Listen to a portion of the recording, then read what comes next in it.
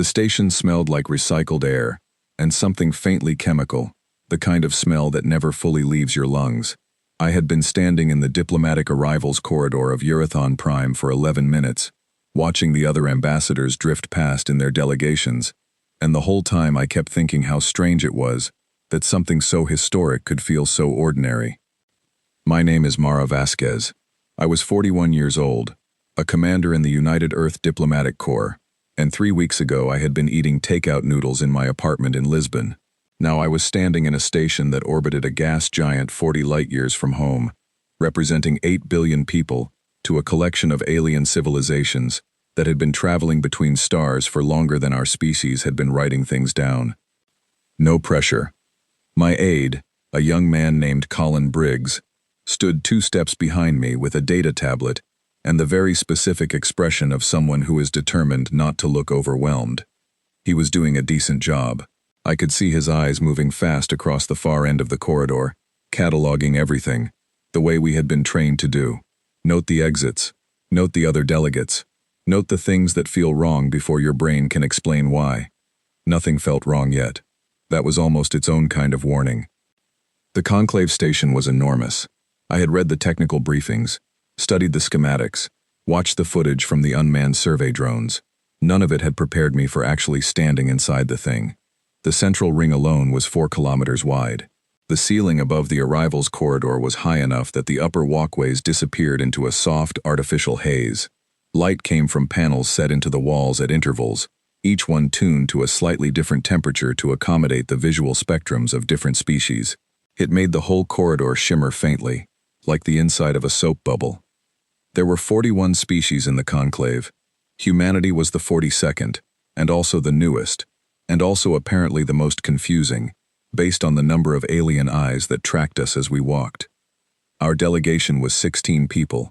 That included me, Colin, 4 diplomatic attachés, 2 communications officers, a pair of cultural liaison specialists named Petra Aldridge and Dom Farrow, a small medical team, and the 6 family members who had accompanied 3 of the senior staff. That last group was the one drawing the most attention. Not aggressive attention, more like the way you look at someone who has shown up to a formal dinner in hiking boots. Polite confusion, held very carefully behind polite expressions. The families included my colleague Nate Holloway's wife, Caroline, and their 2 children.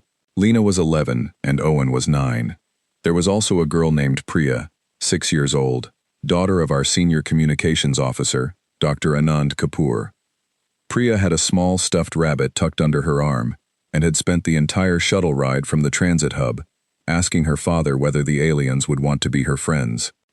Dr. Kapoor had told her that some of them probably would. He was not wrong, but the ones who would were not the ones we met first. Our assigned cultural liaison was waiting for us at the end of the arrivals corridor. His name, translated into something approximating human phonetics, was Setka, and he was Kethra. The Kethra were tall, narrow-bodied, with 4 arms and eyes set wide on a flat, pale face. Their movement was very precise. Every gesture looked like it had been considered before it was made. Setka moved toward us with the careful, deliberate walk of someone who had been briefed extensively on how not to alarm us. He was not alarming. He was simply very alien, in a way that pressed on some old, quiet part of the brain. "Commander Vasquez," he said. The translation earpiece converted his voice into something smooth and slightly formal. "Welcome to Eurython Prime. The Conclave is pleased to receive the delegation of Earth." "Thank you," I said. "We are glad to be here." We shook hands.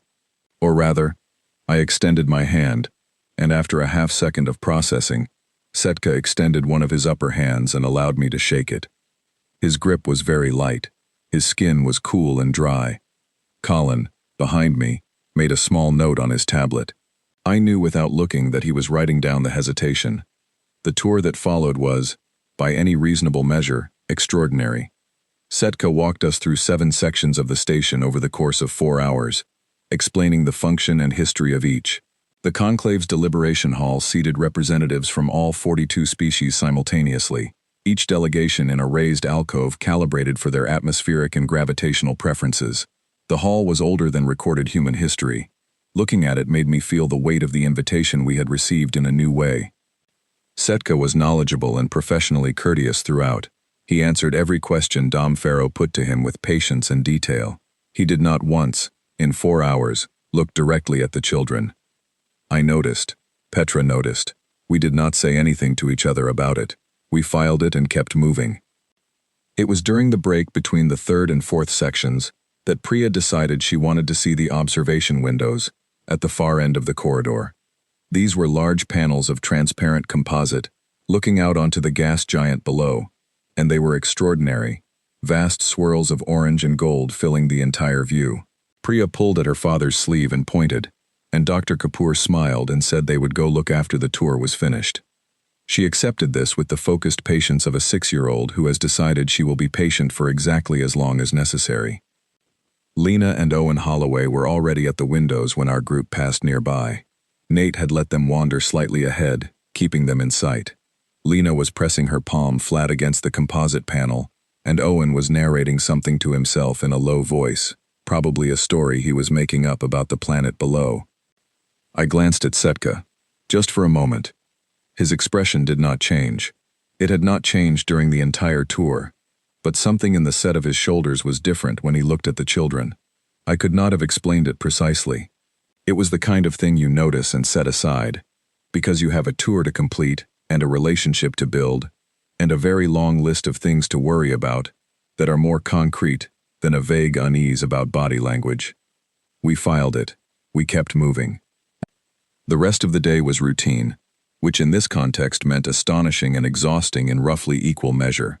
We met 7 other delegates, attended a brief orientation session on conclave communication protocols, and were shown to our quarters in the human wing, a section of the station that had been prepared and calibrated for us over the preceding months. The rooms were comfortable. The beds were real beds. There was a small common area where the families gathered after dinner, and Priya fell asleep on a cushioned seat with her rabbit, and Dr. Kapoor carried her to her room, and Colin made a cup of something hot from the replicator, and said quietly that he thought it was going well. I agreed with him. That night I wrote my first formal report to Earth Command and sent it on the tight beam relay. I described the station, the tour, the delegates we had met, the general atmosphere of cautious welcome. I described the children drawing looks and noted that this seemed to be a cultural point of confusion rather than anything hostile. I recommended that we proceed as planned, and that future rotations consider the diplomatic optics of including family members in formal spaces. I hit send at 11:47 station time and went to sleep. In the morning, there was a memo waiting in my queue. It had been filed by Setka's office, time-stamped at 2 in the morning. It said, in the careful language of conclave administrative communication, that 3 juvenile members of the human delegation had been observed in the restricted approach corridor of the Kethra residential section and had been escorted back to the human wing by station security. Escorted.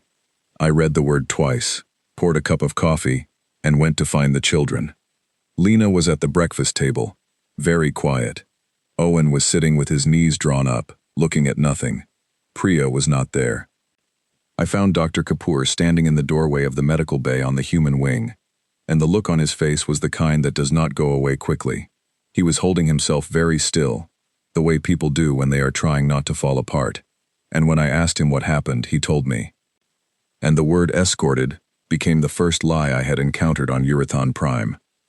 I set my coffee down on the nearest surface and did not pick it up again. I walked into the medical bay, and I started taking notes. The 3 of them had not wandered into a restricted corridor in the middle of the night. They had been awake because Priya had been restless, and Lena, who was 11, and responsible in the particular way of older children who take their role seriously, had walked with her to the common area. Owen had followed because Owen always followed his sister. A Kethra security unit had found them in the outer corridor of the human wing, which was not a restricted area by any map we had been given, and had taken them into the Kethra section. The medical bay was quiet. Dr. Kapoor's hand was on the doorframe. The station's lights were warm and steady. I wrote everything down. I am very good at writing things down. I kept my voice level, and I asked the medical officer, a calm woman named Dr. Faye Sutton, to walk me through what she had found when the children were returned. She did. She used clinical language. The way you do when the clinical language is the only thing keeping the room from becoming something else entirely. I listened. I asked clarifying questions. I wrote everything down. When she finished, I thanked her, and I went back to my quarters, and I sat at my desk, and for approximately 4 minutes I did not do anything at all. Then I opened my communications terminal and I began to type. The first message went to Nate Holloway, who was already sitting with his children and did not need to be told anything. The second went to the Conclave's formal complaint registry, filed under Emergency Protocol 7, which I had memorized because it had seemed unlikely I would ever need it. The third went to Petra Aldridge with a single instruction.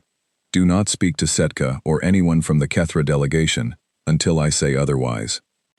The fourth message was to Earth Command. I wrote it the way I had been trained to write crisis reports, clearly, sequentially, with no language designed to soften the facts. What happened? When? To whom? What was found? What the formal Kethra communication said versus what actually occurred. I attached Dr. Sutton's medical report in full. I attached the station map showing the corridor where the children were found, with the notation that it was not designated restricted in any documentation provided to our delegation. I sent it at 6:43 in the morning, station time. Then I sat back and looked at the ceiling and thought about the word escorted and how much work it had been doing. At 7:15, a message arrived from Ambassador Kethra Dale, the senior Kethra diplomatic representative, which I suspected was Setka's superior. It was formal, measured, and written in the specific tone of someone who had decided the other party would accept any language as long as it was polite enough. It stated that the children had entered a restricted zone, and that standard deterrence protocols had been applied to ensure they did not proceed further. It expressed a hope that the incident would not affect the developing relationship between our peoples. No apology, not one word of it. I read it 3 times, saved it to the permanent record, and forwarded it to Earth Command with 3 words added at the top of the message. Those 3 words were, "Please advise immediately." Colin brought me breakfast at 7:40. He had clearly already heard something, because he set the tray down without a word, and then stood by the door looking at me in the quiet way of someone who is waiting to be told what to do. I told him to find Petra and Dom and bring them to the briefing room in 20 minutes. He went. I looked at the tray. I was not hungry, but I ate anyway, because you do not know how long a crisis will run, and the body needs fuel regardless. I ate standing up, reading through the station protocols, looking for anything that gave the Kethra legal standing for what they had described as standard deterrence. There was nothing. Not one line. The protocols for handling juveniles of member species in unauthorized zones specified verbal redirection and notification of the accompanying delegation. That was all. Standard deterrence was not a phrase that appeared anywhere in the Conclave's published rule set. I finished eating, washed my face, straightened my jacket, and went to the briefing room. Dom and Petra were already there. Colin arrived 30 seconds later. I sat down at the head of the table and told them everything, start to finish, in the same clear sequential language I had used in the report to Earth Command. Neither Dom nor Petra spoke during the whole thing. Petra had a very particular expression that I had come to recognize in the 2 years we had worked together, the one that meant she was angry in the deep, cold way that does not show at the surface. When I finished, Dom asked what Earth had said. I told him we were waiting. He nodded slowly. How long does it normally take? For a standard query, between 12 and 48 hours depending on urgency flags. And this? I looked at my watch. It had been 1 hour and 11 minutes since I sent the report. We will see, I said. We did not have to wait long. Earth responded in 4 hours. I had never seen that before. In 3 years in the Corps, across every situation I had been part of, 4 hours was not a response time. 4 hours was not how long it took for a report to travel up the chain of command, be reviewed, be deliberated over by people with far more authority than me, and come back with a directive. 4 hours was the time it takes for something to move from a person reading a message to a decision being made. When the response came through, it was not addressed to me alone. It went to every member of the diplomatic delegation, to the United Earth Council, and to the Conclave's formal diplomatic registry simultaneously. It was signed by Director Lena Park of Earth Command, and co-signed by the full Security Council. I read it once, slowly. Then I looked up at Colin, who was watching me from across the room. "Get everyone together," I said. "Right now." He moved. Outside the briefing room windows, the gas giant turned in its slow, ancient orbit, orange and gold, and utterly indifferent to what was about to happen. The response from Earth was not a list of demands. It was not a protest. It was not a request for clarification, or an appeal for investigation, or a proposed framework for mediation. It was 7 paragraphs of precise, unambiguous language that ended with a single sentence I have not stopped thinking about since. It said, "Earth does not negotiate the terms under which harm to its children is addressed." And then it described what came next. I passed my tablet to Petra. She read it without expression. She passed it to Dom. He read it and set it flat on the table, and did not say anything for a long moment. Then he looked at me and said, "They mobilized the fleet." "Yes," I said. "Before they heard back from us." "Yes." He was quiet again. Then, very quietly, he said, "So they sent the report and started moving at the same time." I said yes. Outside, the planet kept turning. My role for the next 72 hours was going to be the most difficult I had ever been asked to perform. I was going to have to walk back into those diplomatic corridors, face Setka and Ambassador Dale and every other representative on this station, and be the calm, professional, measured face of a species that was, at this exact moment, moving 17 warships toward a position that would place them within firing range of the Kethra home system. Calm, professional, measured. I stood up, straightened my jacket again, and told Colin to inform Setka that I requested an immediate meeting with Ambassador Dale. I walked to the door, stopped, and turned back. "One more thing," I said. "Tell them I am not requesting a meeting to discuss a resolution. Tell them I am requesting a meeting to explain what a resolution would need to look like." The difference mattered. I wanted them to understand the difference before we sat down. I walked out into the corridor, and the lights were warm and steady, and somewhere in the medical bay behind me, Priya Kapoor was sleeping with her rabbit tucked under her arm, and the thing that sat in my chest as I walked was not rage, exactly. It was something quieter and more permanent than rage. It was the particular feeling of a decision that has already been made. I had worked in diplomacy for 15 years. I knew how these things were supposed to go. You built frameworks. You found shared interests. You identified the third option that let both sides walk away with something. You understood that emotion was the enemy of resolution. I still believed most of that, but I was also human, and I had stood in that medical bay, and I had looked at what the word escorted was covering up, and I understood, for the first time in my career, what it meant when Earth Command did not pause to deliberate. It meant that some things were not a negotiation. They never had been. They never would be. The corridor stretched out ahead of me, and I kept walking, and far away across the dark between stars, the fleet was already moving. I knocked on Ambassador Dale's door at 9:14 station time, and when it opened, I could see in his wide-set eyes the faintest trace of something I had not expected to find in a diplomat of his experience. He was afraid. Good, I thought. We were finally speaking the same language. The conclave emergency session was called at 1100 hours, and I walked into that room with my shoulders straight and my expression neutral, because the face I showed in the next several hours was the face that 41 civilizations would use to understand what humanity was. The deliberation hall was exactly as Setka had described it during the tour. The raised alcoves, the atmospheric calibrations, the ancient walls that had heard the arguments of species whose names we were still learning. I took my seat in the human alcove, which was new and smelled faintly of the polymer used to construct it. Colin sat beside me with his tablet. Petra was behind me. Dom had stayed with the rest of the delegation. The session was chaired by a Lisan elder named Veth, who had the particular authority of someone very old, who has seen most things, and has decided that patience is the only tool that works consistently. Veth opened the session in the formal conclave register, and asked all parties to state their positions. Ambassador Dale spoke first. He was composed. He was experienced. He used language that was technically accurate, while doing a great deal of work to make what had happened sound like an administrative misunderstanding. He expressed his people's sincere desire to preserve the relationship with the new human member state. He said the word unfortunate 4 times. He still did not say sorry.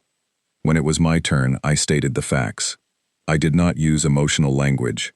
I did not raise my voice. I described what happened, what the medical report contained, what the conclave protocols specified, and what Earth Command had communicated in response. I read the final sentence of the directive aloud. The room was very quiet after that. Veth asked me, carefully, what Earth was proposing. I told him Earth was not proposing. I told him the directive would be delivered formally by Admiral Claire Holt, who was at this moment aboard the warship making its way toward the Kethra territorial boundary. I told him my role was not to negotiate on Earth's behalf. My role was to ensure the conclave understood what was happening and why. One of the delegates, a 4-limbed being from a species called the Marrow, asked through their translator whether Earth was aware that military movement toward a member state's home system constituted an act of war under conclave law. I said Earth was aware of all relevant conclave statutes. The Marrow delegate asked whether Earth intended to comply with those statutes. I said Earth intended to address what had happened to the children. There was a long pause. Those are not the same answer, the Marrow delegate said. No, I agreed, they are not. Veth called a recess. I sat in my alcove and drank water, and watched the room through the observation panel. The other delegates were clustered in small groups, moving with the particular energy of people recalculating something they thought they had already understood. Petra leaned forward and said quietly, they thought we would back down once they cited the statute. Yes, I said. They don't understand that the statute doesn't apply here for us. They will, I said. She sat back. After a moment she said, Dale still hasn't apologized. I know. Do you think he will? I thought about it. I thought about the expression on his face when I had read the directive aloud, the careful blankness of someone managing their reaction. No, I said. I don't think he thinks he needs to. Petra was quiet for a moment. He's wrong about that. He is, I said. He'll know that soon. The recess lasted 40 minutes. When the session resumed, 3 additional delegates had requested speaking time. The first was a Kethra-allied species, the Vorn, whose representative gave a careful statement of support for the Kethra position, while being precise enough about it to leave themselves an exit if needed. The second was the Lisson elder Veth, who stepped outside the chair role briefly to note, with great dignity, that the conclave had never faced a situation of this precise nature, and that existing frameworks might not be adequate. The third was a small spherical being from a species called the Dinu, who said simply that they wished to be on record as having listened without taking a position, and sat down. I noted all of it. At 1400, Admiral Claire Holt's communication reached the station. It was transmitted to the conclave's formal registry and displayed simultaneously in all alcoves. I had not seen it before the session. Earth Command had sent it directly, without routing it through me first. I read it at the same time as everyone else in that room. It was 22 lines long. The first 3 lines established the position of the fleet. Lines 4 through 9 described the specific actions taken against the children, in clinical and complete detail, with no softening of language. Lines 10 through 13 cited the conclave protocols that had been violated. Lines 14 through 20 stated Earth's requirements. Not requests, requirements. They were specific, they were complete, and they included a timeline. Line 21 stated that no counterproposal would be accepted in place of full compliance. Line 22 said, Earth is not here to negotiate. Earth is here to ensure this does not happen again, to any child, of any species. The room was very quiet for a long time. Then Ambassador Dale said that the requirements were extreme, that no member state had ever been subjected to terms of this nature, that the conclave had mechanisms for dispute resolution, that Earth was a new member and perhaps did not fully understand the norms of the community it had joined. I listened to all of it. When he finished, I said, Admiral Holt's communication is Earth's position. If you have questions about it, she is available on the secure diplomatic channel. Dale looked at me for a long moment. Behind his careful diplomat's expression, something was shifting. You cannot truly intend to carry this through, he said. I said nothing. The fleet cannot engage with a conclave member state without triggering collective defense obligations, he said. Other members are bound to respond. You would be facing the combined weight of 41 civilizations. I let him finish. Then I said, the Admiral's contact channel is open. I would encourage you to use it. I stood up, gathered my materials, and left the session. Colin fell into step beside me as I walked out. He did not say anything until we were clear of the hall and into the outer corridor. Then he said, very quietly, they genuinely thought you were bluffing. I know, I said. Are we? I looked at him. He was 26 years old, and smart, and had a good future in the Corps, if the next several days went in any direction that left a Corps to have a future in. No, I said. He nodded once and did not ask again. I went back to the human wing and checked on the children. Lena was awake, sitting with her mother, Caroline, who had her arm around her, and was reading aloud from something on a tablet. Owen was asleep. Dr. Kapoor was with Priya, who was still resting. Faye Sutton said she was doing well. Dr. Kapoor thanked me for coming, and I told him that everything was being handled, which was not quite the same as saying everything was fine. He knew that. He nodded and said thank you anyway. I went to my quarters and pulled up the fleet positioning data that Earth Command had shared on the secure channel. 17 ships, not our largest but not our smallest either, positioned in a formation that the Kethra military would recognize as offensive posture, not a demonstration, a readiness. The difference mattered.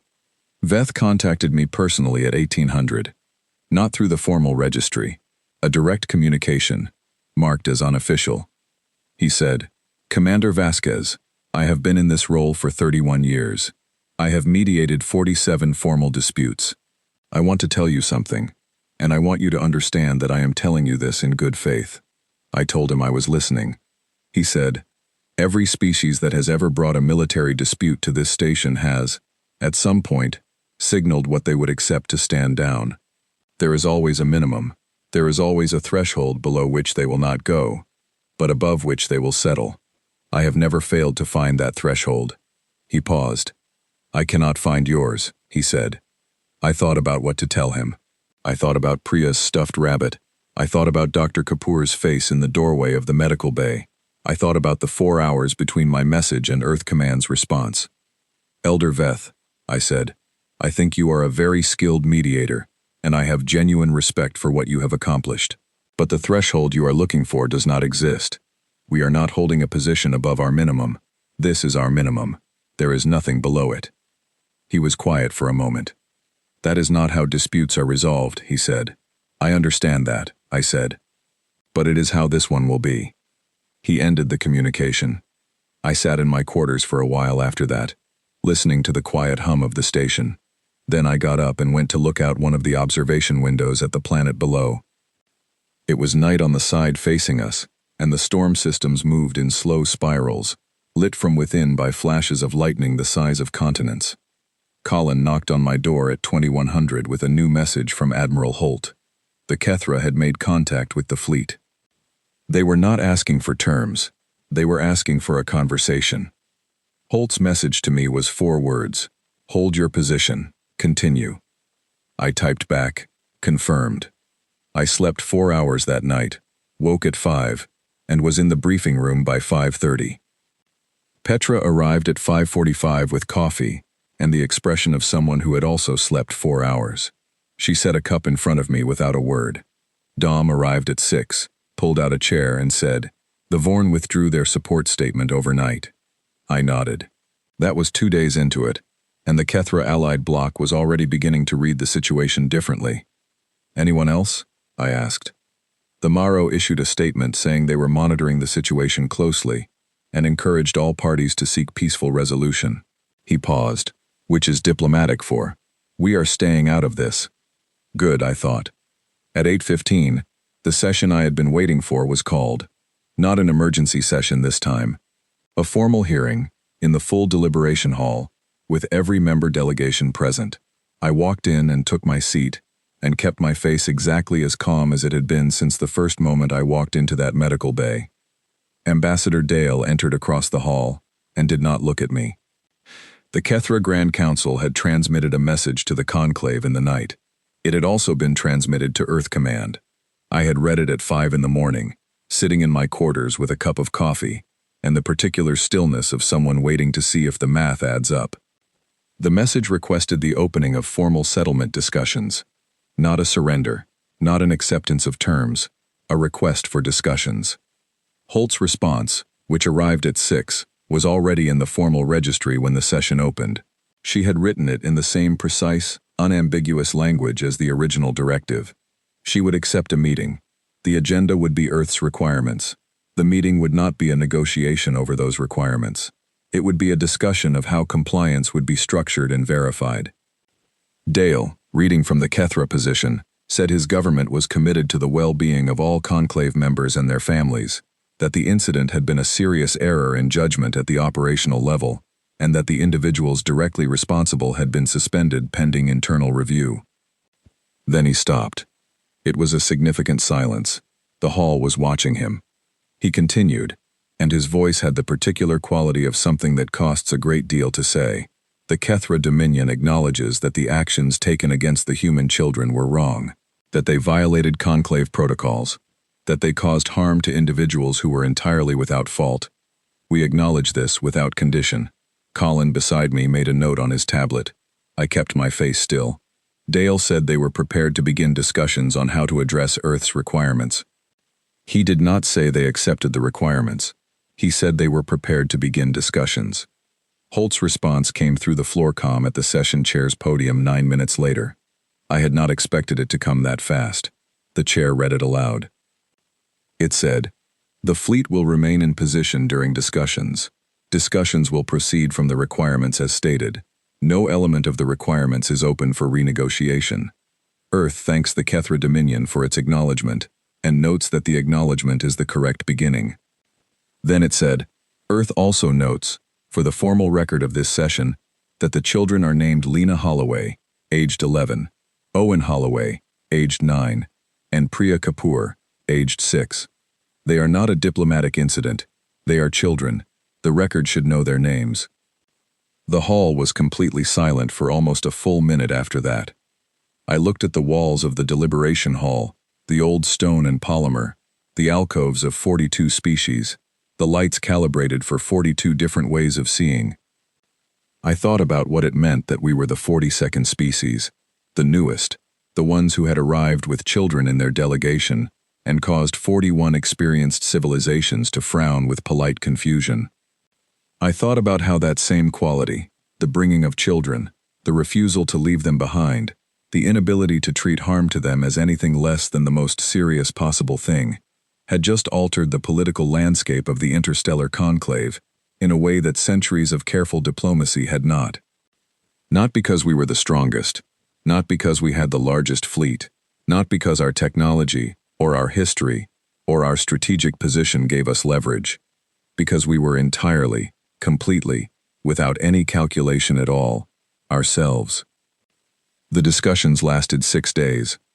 I was present for all of them, not as a lead negotiator, because Holt handled that channel directly, but as the formal human diplomatic presence on the station. My role in those 6 days was to be consistent, to be clear, and to be a continuous reminder that the face across the table from the Kethra delegation was not angry, was not emotional in any visible way, was simply there, and was not going to change its position. It is harder to break a calm than it is to break a temper. You cannot shout down a calm. You cannot argue with it or outlast it or find the moment where it cracks and offer something slightly better than what you were going to get anyway. The Kethra delegation tried several approaches. They tried citing conclave law in various combinations. They tried proposing modified versions of the requirements in which the core structures remained but the timelines were extended, or the external oversight was limited in scope. They tried a cultural argument about the nature of sovereign governance and the principle of internal resolution for internal matters. Holt turned each one back in the same way, not with hostility, not with lengthy counter-argument. She would listen to the entire proposal, and then she would say, with the patience of someone who has already decided, that Earth's requirements remained as stated. On the third day, the Kethra lead negotiator, A senior diplomat named Korath said directly to the camera in a moment I suspected he had not entirely planned. "You will not move, not even slightly." Holt said, "No." He stared at the camera for a moment. "Why?" he asked. It was a genuine question. You could hear it in his voice. Not a tactical question. Not a setup for an argument. He actually wanted to know. Holt was quiet for a moment. Then she said, "Because they were children. And because you knew that. And you did it anyway." Korath did not have an answer for that. Nobody did. On the 5th day, the Kethra Dominion formally accepted Earth's requirements in full. I was in the briefing room when the confirmation came through, and I sat very still for a moment and let it settle.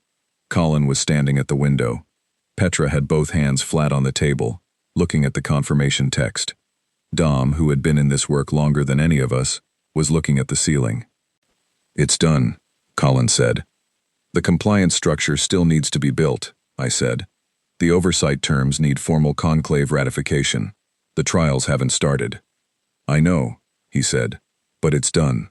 He was right. The fundamental thing was done. The thing that could have unraveled, that every diplomatic instinct said should have been handled differently, should have been mediated and moderated and found its middle ground, had not unraveled. It had held, because we had not let it move. I went to see the children that afternoon. Lena was sitting in the common room with a book, or what passed for a book on a tablet, and when I came in she looked up with the direct, assessing look of an 11-year-old who has decided to deal with what happened to her by being more careful, more watchful, and more herself. I asked her how she was doing. She said she was fine, in the way children say they are fine, when they mean things are complicated but they are managing. Owen was with his father, and he was more subdued than he had been on the shuttle, but Nate said he was sleeping well and eating well, and had spent an hour that morning asking detailed questions about how the station's gravity system worked.